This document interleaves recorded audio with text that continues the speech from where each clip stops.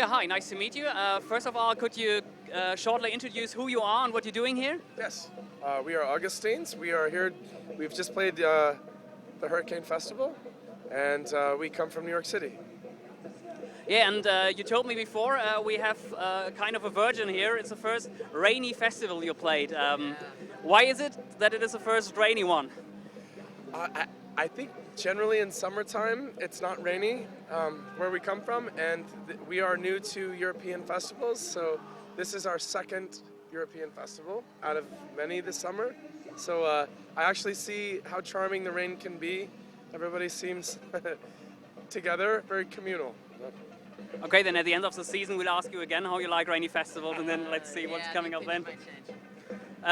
Yeah, it's running quite well in Germany, isn't it? I mean, you played a few shows in front of the Maccabees, and you did one in Berlin, and you told me before it was kind of amazing. What happened there?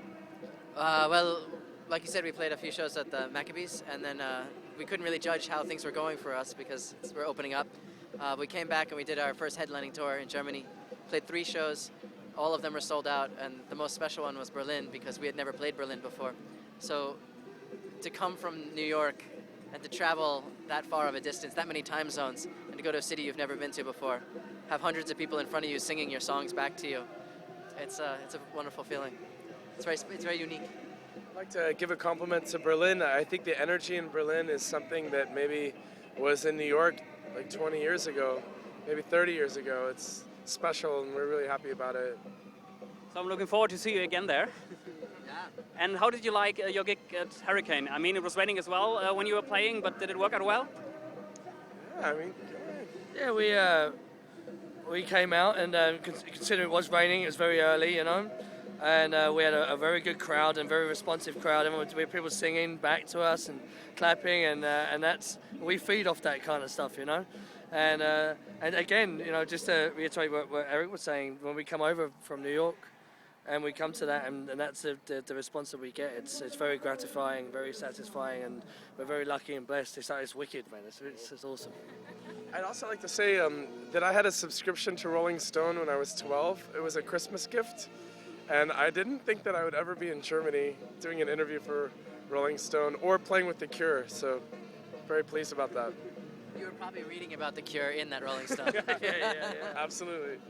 Yeah, the first time I get to know your music, it was through a cover version, through the website of the American Rolling Stone.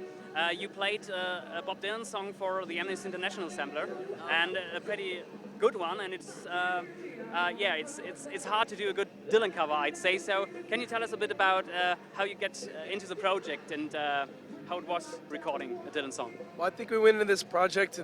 We were very interested in charity work, and there was a lot of things. Basically, we felt like this project is very young, but we wanted to have humanity with what we're doing and have some kind of resonance and feel good about what we're doing. And so we put out the message to people that we work with that like we really want to work with people. And then Amnesty International came, so it was like a tremendous honor.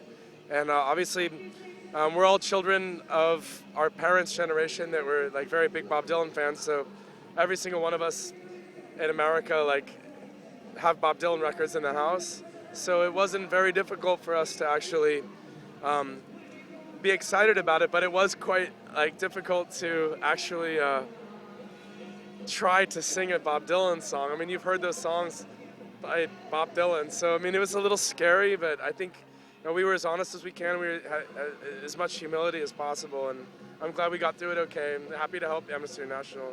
Yeah, I'm very proud of that recording, with all humility, because we tried recording it once and it was a train wreck. It came out awful, and we had to make a decision because the deadline was coming, and we got the track back and it was awful. And within 1 hour we had booked a studio time. Within 3 hours we were in the studio and we worked out a completely different arrangement and recorded it in one night, and it was mixed the next day. So it was one of those moments where everything kind of came together. Yeah, very natural.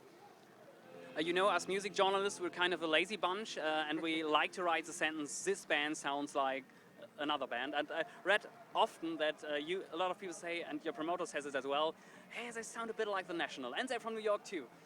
What do you say when you hear, I don't know, this reference? Does it annoy you, or is it nice guys. I'd love to hear the national songs that we sound like, because I haven't heard them yet. That's what I thought as well. Yeah. So, They're nice people, you know. We've worked with them over the years, and in our last band, and I actually keep hearing Bruce Springsteen, which is funny because I don't really hear that either. But that's, I guess, what it's like to be a musician. People are constantly making statements like this, and all you can do is smile and just be happy you're playing in the rain in Germany. My favorite is when people make a connection with a band you've never heard of before, and they're probably right, but you've never. It's like, I don't even know who that is. It's like, oh, you sound just like them. and it's even better when they say you are an exact rip-off of that band. Yeah, well, it's better than when they say you sound like U2, because it's like, I really don't think so. For years, people told us we sounded like Run DMC, Yeah. and we've been fighting that for our whole career. I thought we sounded more like NWA. Okay then, thanks again. Maybe one last question.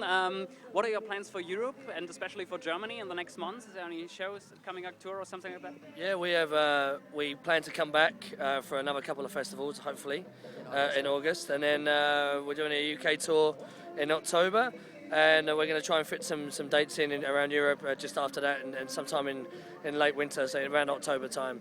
So nothing's confirmed yet, but it's hopefully it should all work out just fine. And Actually, we'll he's lying. It's confirmed. We just can't say what it is. But we're going to let...